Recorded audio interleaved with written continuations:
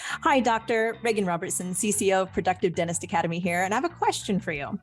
Are you finding it hard to get your team aligned to your vision, but you know you deserve growth just like everybody else? That's why we've created the PDA Productivity Workshop. For nearly 20 years, PDA workshops have helped dentists just like you align their teams, get control of scheduling, and create productive practices that they love walking into every day. Just imagine how you will feel when you know your schedule is productive, your systems are humming, and your team is aligned to your vision. It's simple, but it's not necessarily easy. We can help. Visit productivedentist.com/workshop. That's productivedentist.com/workshop to secure your seats now.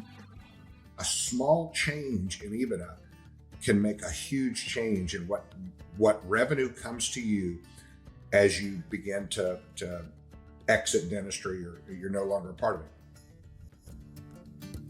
Hello, everyone. This is Dr. Bruce B. Baird, and you're listening to the Productive Dentist Podcast. In this podcast, I will give you everything that I've learned over the last 40 years in dentistry, working with thousands of dentists. I'll tell you, it's not that my way is the only way. It's just one that has worked extremely well for me, and I'd love to share that with you so you too can enjoy the choices and lifestyle that productivity allows. More time for things you love, increased pay, better team relationships, and lowered stress. Let's get into it with this week's episode of the Productive Dentist Podcast.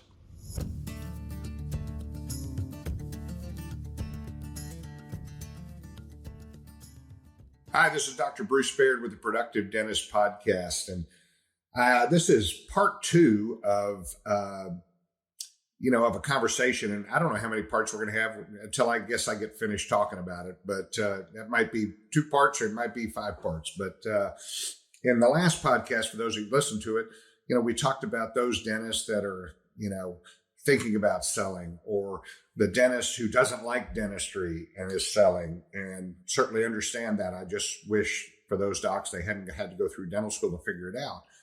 But most of those people, it was about the business part they didn't like. And truthfully, that's something that's easy to fix. And then there's the dentist that gets to the end of their career and they haven't built the type of value that they really want to build. And it really comes down to EBITDA. And I'll tell you a story. We have a doctor that we worked with at Productive Dentist, and we've always focused on production per hour. Now our focus is starting to shift towards an investment grade practice. My partner, Victoria, is writing a book called The Investment Grade Practice. I'm writing a book that will be coming out here in about 6 weeks called Legendary Leadership. And the combination of those two things can allow you to build a pretty amazing business. But we're now focusing on EBITDA. And we see doctors, and again, we get probably 15 offers a month. When I say offers, they're offers to doctors that we know, doctors that would like for us to evaluate their offer, because there's not many people out there that are on the side of the dentist. There's all these corporate America guys who are making these offers. And 2 stories. Number one, the dentist who brought us the offer, and they were getting a 5x multiple. And they said, I'm really excited about this. They've offered me $1.5 million. And we went, fantastic. I mean, that's great. Is that good for you and your family and everything else? And they said, oh yeah. And then, so we evaluated their numbers and we looked at them, and we got all the same information the DSO got, but then we run the EBITDA numbers. And guess what? The EBITDAs were not the same. And I'm not saying every DSO does this, because we've seen some that are just dead on right accurate. But the DSO gives you an offer based on a EBITDA that they figure out. Now, standardizing this is very difficult, but we look at EBITDA as true EBITDA, and we found out that this doctor's EBITDA was actually about 60% more than what they would have gotten from that DSO. And what that means when you 5X it, you're talking about double the offer or triple the offer. So that's what we do. And you can always go to productivedentist.com and sign up and talk to us about, let us evaluate your offers, because I think that's critical. The other thing is, why are you taking that offer? Why are you leaving dentistry? Are you at Are you 55, 60 and you've done well financially and you're ready to retire? Great. Still let us look at your stuff so we can get you to max value. We had recently a doctor in her late 40s. And I say recently, about 4 years ago, she came to us, and this is what can happen for that doctor who's not ready to sell. But she came to us, and her practice had a valuation, great dental practice, and just great clinical skills. Her practice was worth about $1.7 million for sale price. She worked with Productive Dentist Academy for a little under 4 years. And we took her EBITDA and the growth and the valuation of her practice from 1.7. She just sold that practice about, I think, 7 months ago for $6 million.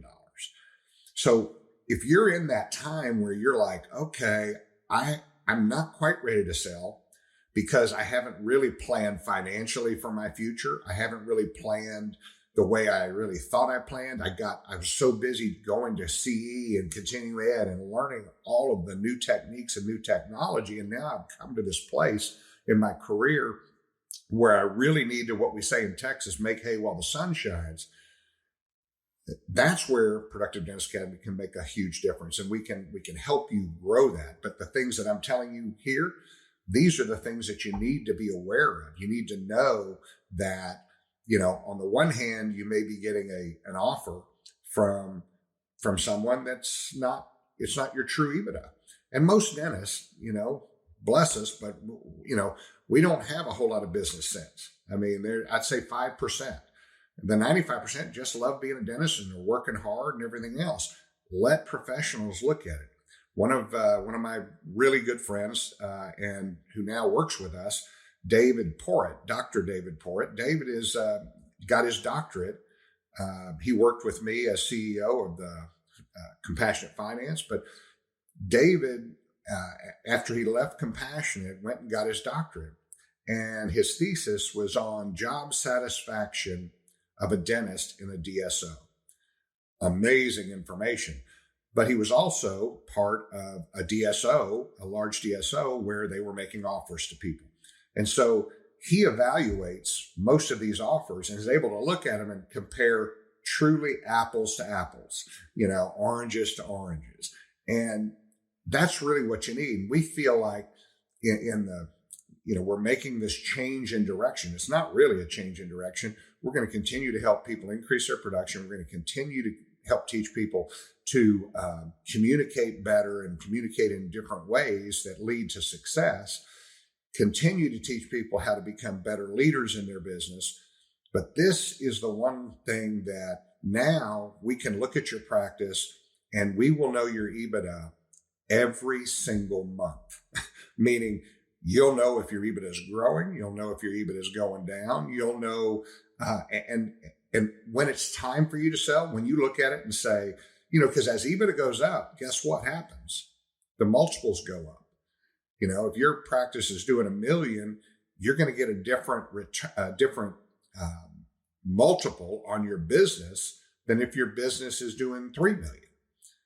And having said that, what's the difference between 4x at $1 million? That's, if you had $1 million EBITDA, but that would be 4 million. If you had a $5 million EBITDA, and you're looking at 6x or 7x. So the numbers get crazy. A small change in EBITDA can make a huge change in what revenue comes to you as you begin to exit dentistry or you're no longer a part of it. I see a lot of dentists that are in their 30s selling, and they're selling their practice. And I've talked about this several times on the last few podcasts, but they sell their practice. Now what are they going to do? So they got an offer, or they built a business, and they got $1.5 million, and they're all excited. And they decide, I'm going to do a little clinical, and then I'm going to do a little of this, a little of that, and maybe they have another business lined up. Great. I've been down that road where I've had other businesses. I've always done it in conjunction with my own practice, but for whatever reason, that's the direction that they're going. But what ends up happening? $1 million in 2000, the year 2000, its value today is about $560,000. And that's with very minimal inflation. What's going to happen now is now we're in 2022. Inflation is at 8%, 8.4%, but that's because they changed the rules back in I think it was like in the 90s. They changed the rules. Inflation today, if you compared it to 1980 when it was the worst inflation, except now we just passed that. If you compare it with the real numbers at the same time frame, our inflation probably is closer to 15%. People are suffering. It's going to affect your dental practice. So you sell your practice for $1.5 million and you find out 8 years later, 10 years later, 12 years later, which hopefully you're still going to be around, that value of that practice is not worth near what it was. So what I'm telling you is, let's look at your practice. Let us help you. Let me help you. Determine, is this the good time to sell? Is this the right time to sell? Am I getting maximum revenue for this? Am I getting what this is worth?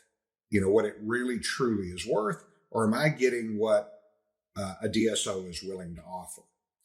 And so that's where we can help guide you down the road, because there's really not a lot of people that are guiding people. I know Dental Nachos, those guys are doing a lot of really great stuff, but they're few and far between. Most of the brokers out there that are selling to the DSOs, that are, aggregating practices, selling them to DSOs, they may have 2 or 3 out of 10 that come to them that are really ready to sell. And so we've got a built-in mechanism to help dentists, to help build their EBITDA. If they're not all that happy with the dentistry part, we've got ways that we can help you along those lines. But that's something you're going to have to do on your own. But if you're unhappy running the business, don't sell just because you think you're FOMO, your fear of missing out. Don't just sell because of that. Now, there's some people that are really high up in Facebook and everything. They've sold their business, but they're also getting back-end revenue from the DSOs that they sold to, by bringing more dentists to them. So that's great. I mean, if that's their business model, fine. But what I'm telling you is, you don't have to just get in line here. You don't have to be like, oh my gosh, my friend just sold to a DSO. Maybe I should do that. That was really smart of them. Every single practice is different. The practitioner's different. They have different, you guys have different wants, different needs. Every time you look at EBITDA, well, it depends on how you calculate it. You'd think it would be a pretty standardized thing, but it's actually, EBITDA is only the 4th most popular way of valuing a business. But that's what all the DSOs want, is EBITDA. And, is that because they can manipulate it more? Is that because, I don't know. I mean, that's up to someone else to decide. I'm not going there. So anyway, these are the things I want you to be thinking about. It's time. Is it time to grow your business? Is it time to increase your leadership skills? Is it time to increase your communication skills? All of these things can be handled. And they can be handled, I won't say easily, but they can be handled with just a little attention to detail. Everything is an intentional activity when it comes to practices that I like to work with. We help you do that. We're going to give you some intentional things to do. Your valuations are going to go up, and you're going to find that you're back enjoying dentistry. We've done that with a bunch of dentists, where we increase their communication skills, increase their leadership skills, increase their business skills, and made it automated so they're not having to worry about it day in and day out. And guess what? They end up practicing another 10 years, another 15 years. Why? Because they actually love doing what they love doing. I mean, I know, I'm busier now since I clinically retired than I've ever been. And I don't want to retire because, most of my buddies that retire die. And I want to be active. I want to keep thinking about things and keep coming up with new solutions and new ways of doing it. So that's the Productive Dentist Podcast.